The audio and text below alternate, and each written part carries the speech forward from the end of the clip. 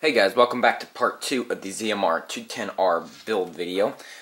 So in part 1 we just did the motors, ESC, and power distribution board. So in the part 2 here, we're basically just going to be finishing the rest of it up. So the flight controller, the camera, the video transmitter, the receiver, and everything else, it'll be fully built. And then part 3 we'll be doing the computer setup.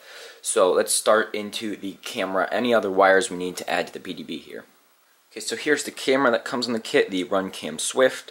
As well as this is the cable we're going to be using to connect it.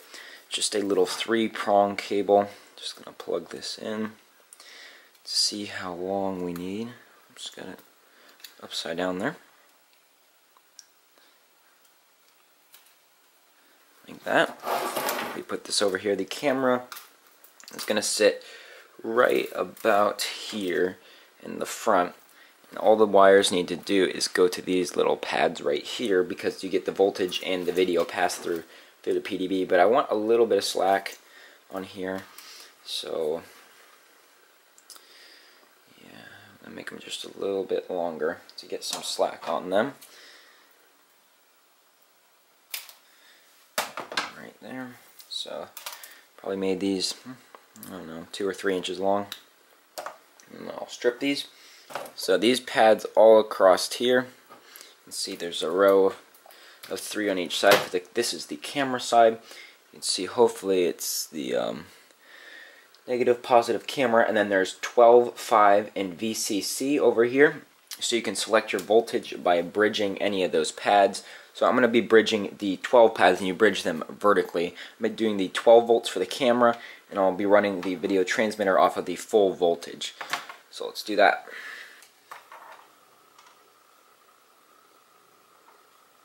Always nice to see that RunCam includes silicone wires, not the nasty plastic ones everybody else has. So here we're going to be doing negative on the camera, positive, and I did switch to a thinner tip here, and the pad labeled cam is video pass through for the camera to the video transmitter. It just connects them together. Okay, and I'm going to be bridging the 5-volt pads right here. It's a little bit harder to solder because they are so small. Let me just inspect this up close to make sure I got it without any bridging. Yep, that looks pretty good to me, so you can hopefully see here. That's basically just what I did. Just bridge the 12 volts and just tin the pads there. Now I'm going to add this little thing on here, yellow to cam, the cam pad, and I'm going to face them in so they don't stick out of the cord. There we go. So I'm going to do the exact same thing for the video transmitter with the wire that it comes with, except I'm going to be taking out the 5-volt and ground that are supposed to go back to the camera since I'm powering it from the from the PCB here. But I'm going to select VCC on this side so I get the full battery voltage into the video transmitter, as this can handle up to 22 volts, which is 6S, so this will be fine. Alright, for the VTX, this just goes in here this way. And if you look, yeah, you won't be able to read it, the camera won't focus up here, but on this side you have your 12 volts in, ground, video, and ground and 5 volts out. So these 2 wires over here are going out for the camera, so we're not going to need them. So I'm just going to pull them out. So we only need the 3 here for the VTX. And I'm not exactly sure where I want to mount the VTX because of this right angle SMA here. Might go up, might bend it out the back, might print something, so I'm going to leave extra room just to make sure that I have it, because extra slack. So probably these are plastic wires, so they're not that nice. So yeah, this should probably be plenty of slack for it to move it around wherever I want. Once again, about the same length as the camera wires here, 2-3 inches. Let's strip these. I have to use my knife since they're nasty plastic ones and not silicone. Alright, and now we'll do the same for the VTX cable here, with the yellow going to the VTX pad, and then the red going to the positive, and black going to the negative here. There we go. Now both those cables are in, and if you want to add any LEDs or so, you could also, there are these pads over here, spare 5V and 12V outs if you want for that. Speaking of 5V, we're going to need to grab some of that for our flight controller. Just use these silicone wires that cut off the run cam. And basically, FC is going to go this way, and which side? Okay, so it's going to come up from here, so it's basically just going to wrap up.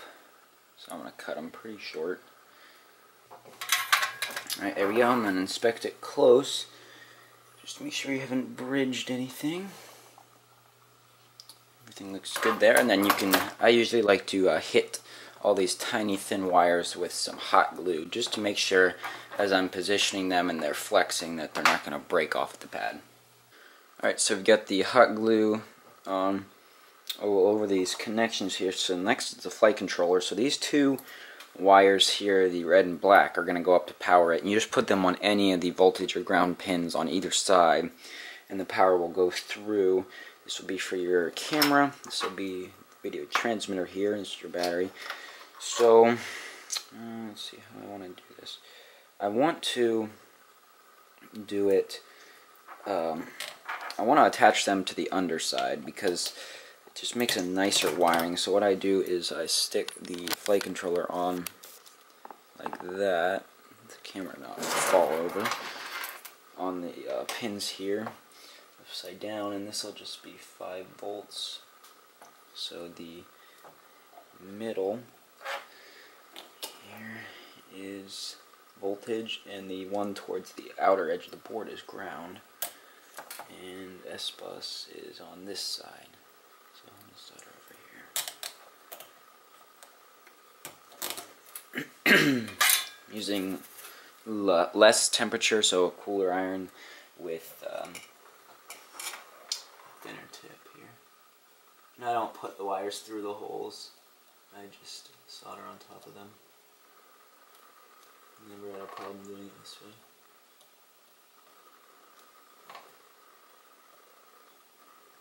Alright, there we go. So then this flips over. It'll be like that, nice and clean, you can't see it. So now, let's see, the PWMs are over here. So, stick these here. The board slightly on. So if we look at the quad here, let me pull out just a tad bit.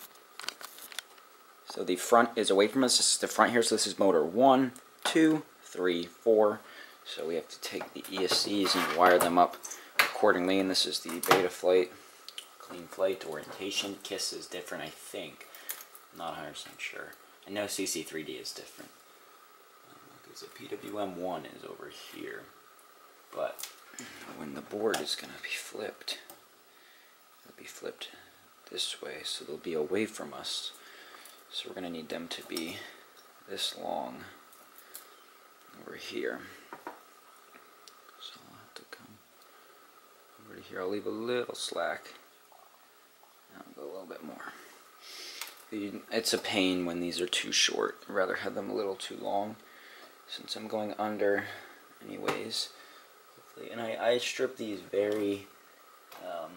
I only strip a very small amount on the end because of this plastic insulation. When you heat it up, it usually melts back the wire a little bit.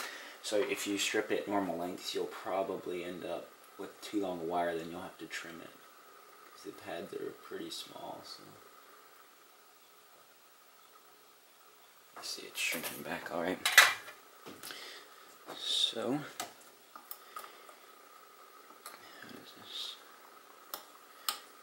here, so PWM1 is right here. I'm just going to do the signal and ground. So the top and bottom pins, yeah, ground should be towards outside the board again.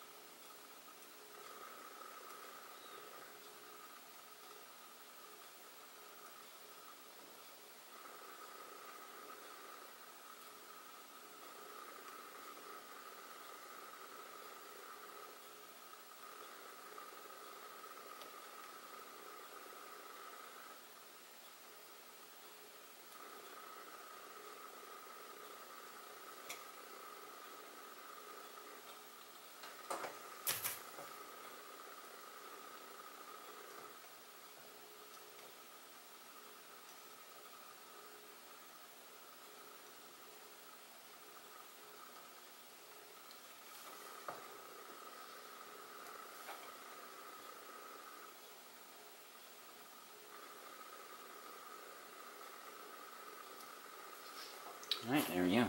Got those pads all tinned. So, let's just make sure that the ground is towards the outside. So now, I'm going to take these wires, so our ESC number 1, and just solder this up.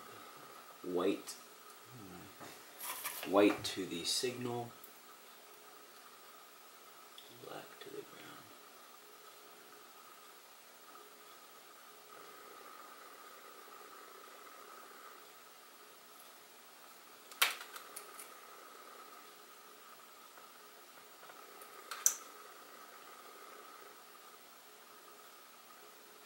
Maybe that's a really good joint there.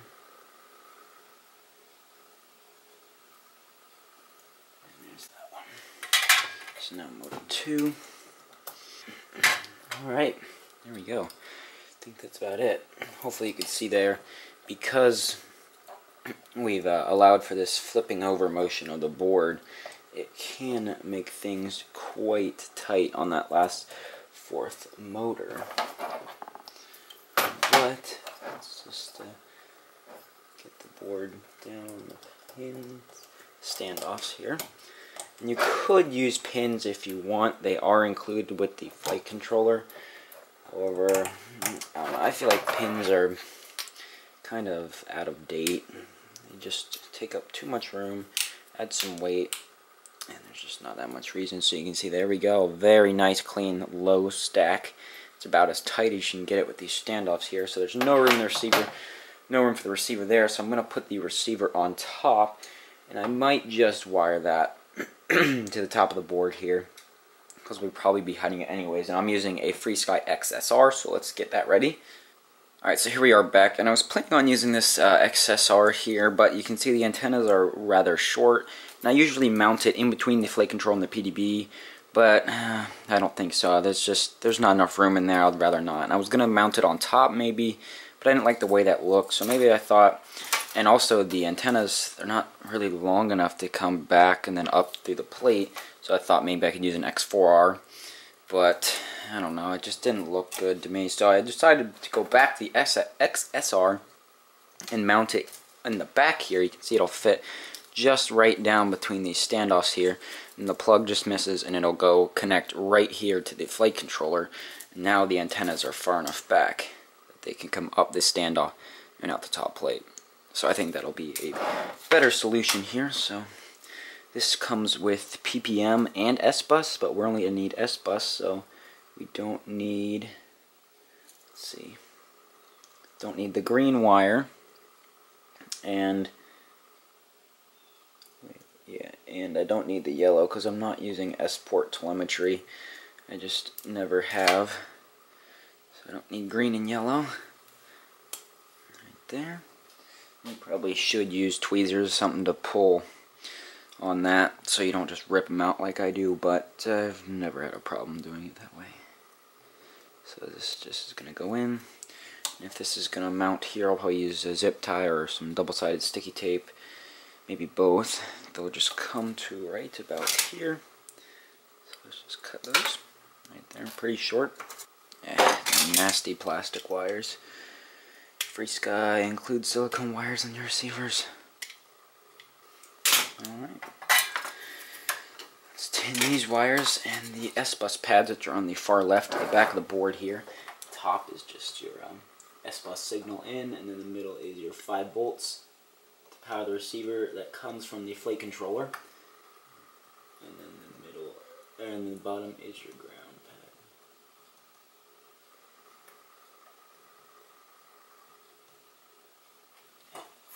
No flux.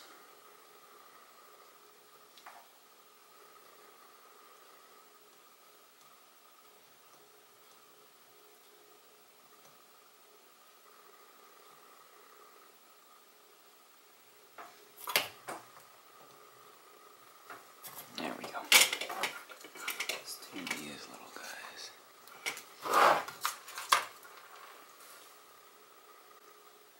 Again, don't only strip a small portion of the wire, because when you heat it, the plastic insulation will melt back some, exposing more wire. So you don't want too much wire exposed. There. Alright. So white to the top signal.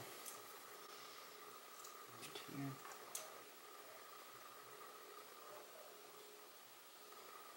Perfect. And I also put hot glue underneath the board on all of those ESC connections. I forgot to mention that. I did that while the camera was recharging. And I will put hot glue on these S-Bus connections. And I could have done them underneath the board, but I already had it all buttoned up.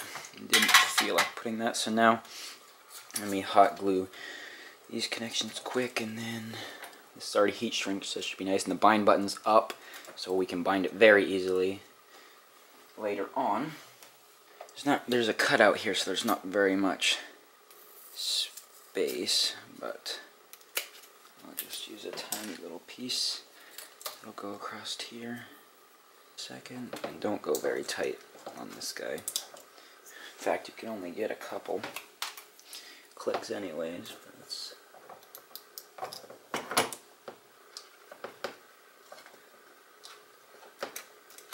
Alright, that looks pretty good. That guy's not gonna go anywhere. Clip this. Right there. And now our receiver is mounted, and easy access to the bind button from the side, and it once again keeps it nice and low profile. Yeah, I don't think that's really gonna go anywhere with that sticky tape. So for the video transmitter, I'm not quite sure yet. I kind of almost want to attach it to the top plate like this on its back, and then bend this down to go out the back here. I know it's not the best for the video signal for this to be such a sharp bend. You want it very gradual bends, but because with this right angle adapter, I would normally just stick it straight out the back, and have the antenna come out. But they gave us the right angle adapter in the kit, and then they give you this little booster antenna, so you kind of can't. So if I stick it like that, I could try and design and 3D print a little mount where this fits through to come out the back, which I'm probably going to end up doing. Alright, large flathead, make sure you put this in the right way with the large cutout of the camera plate right here facing down, and the back slot of this goes towards the back because the camera, it's made for the Swift right here. So I'm going to take these little guys with the blue Loctite already pre-installed on them. You can see the screws are blue using a Phillips head. There we go.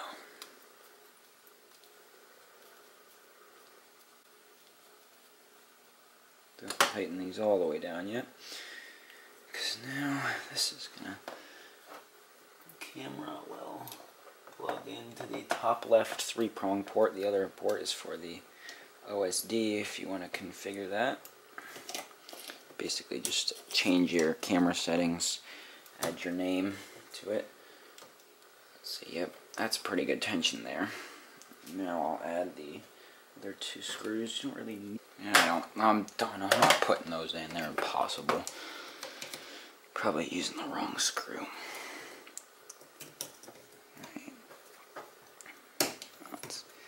There, that thing is settled down. This is plenty of tension for what I want. There. So now I'm going to start putting the standoffs in with the screws on the. These just came with the frame. I think they're M3x6.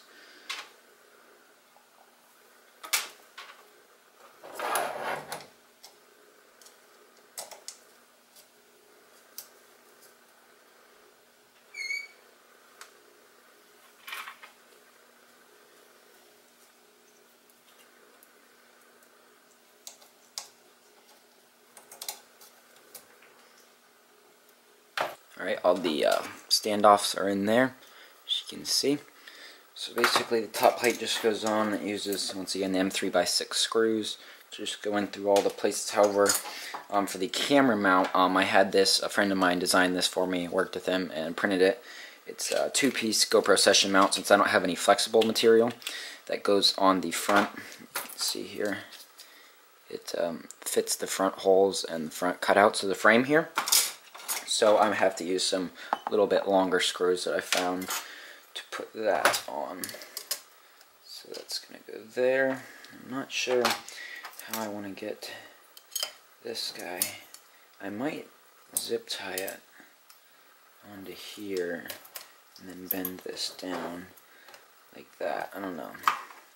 I might have to do that part off camera because I'm going to have to figure out how I want to do it. And alright, that's that. And then I'll probably zip tie this guy to this post right here, this standoff, just with the wires to keep it out of the props. Should probably just put some double-sided sticky tape right there underneath this piece.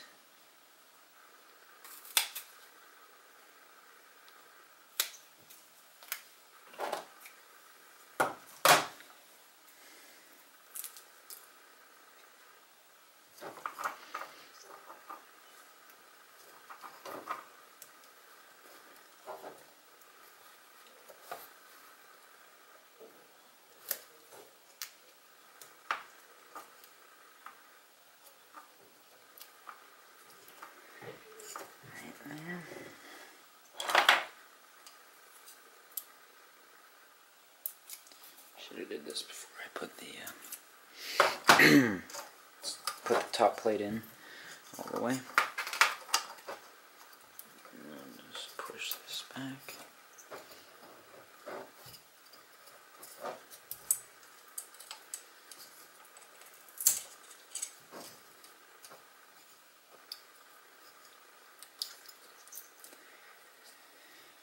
Put it in right there. That. Yeah, then the antenna can just come out the back once I get that back part printed. And it should, I think it should just be able to stay on there with the sticky tape because that's a really solid thing. I would like to zip tie it, but I don't see the best thing. I don't like how these wires look though, running up. It's such a clean low stack. I guess that'll be good enough for right now. That's why I wish they would have just given this straight SMA. It would have made this a lot easier. I guess I could actually zip tie this to the frame like that, but there's not really any support. It'd kind of wobble around probably. So for the XSR antennas, put them up like this. Zip tie should just, which way do I want to have it? Hopefully. Did I get, alright, I didn't get the antenna in there that I was worried about.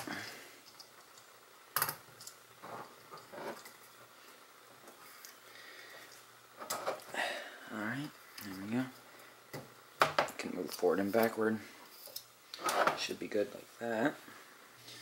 Alright, so let's put the clear layer on. Get the antenna there.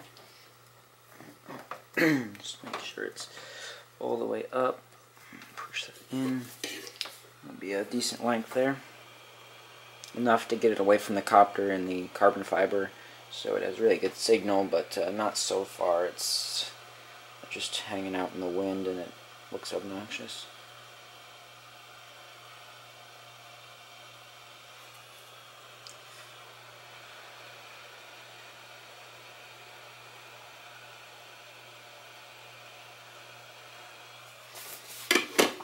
There you go. And I like to cut the heat shrink just a little bit above the antenna. Be careful not to snip off the tip of the antenna. So yeah, that's going to be pretty nice and short. And then we can use some of this heat shrink here that they give us. Will this fit over the base? I don't know. Let's find out. No, it won't. Alright. So we can make this. make it a tiny bit shorter, just so I can see the clear out the tip. There we go. Now let's do this. This is going to add extra strength, extra protection, extra rigidity. Make sure you hold it down while it's shrinking so it can't slide up on you. Careful not to burn yourself.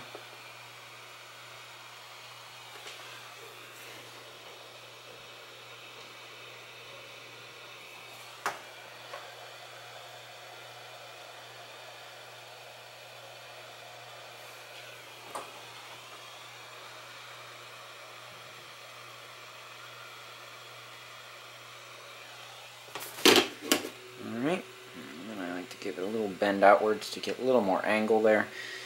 Now let's do the exact same for the other side here. Alright, so this antenna, the antennas are done. They're not 90-degree angles, but they're curved enough away. And we have mostly not the greatest polarization. Could have one up this way and one out this way, but I've never had a problem like this.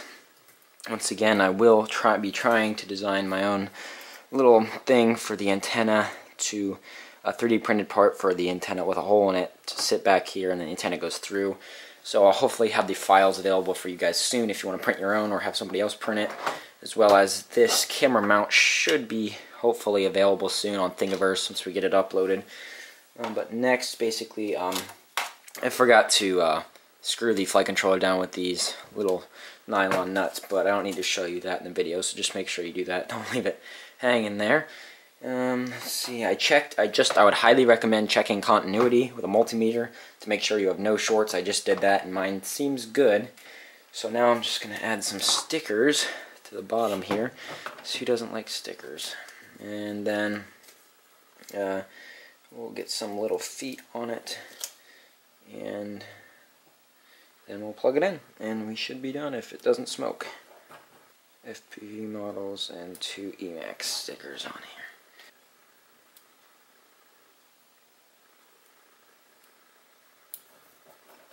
Another Emax. Not perfect, but it gives it some color on the bottom. So now I'm going to get some little foam feet to put on. Alright, so these are just the Angry Bees landing pads. I got these from FPV HQ a while ago.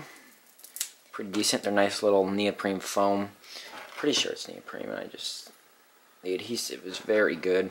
I've never had one of these come off, even just sticking them straight on like this. Oh man, a little hard to get them out of this thing. There we go. Just stick them out right there. This gives you a nice soft landing if you're using a top slung battery, top mounted battery. And there we go. That is the build fully completed.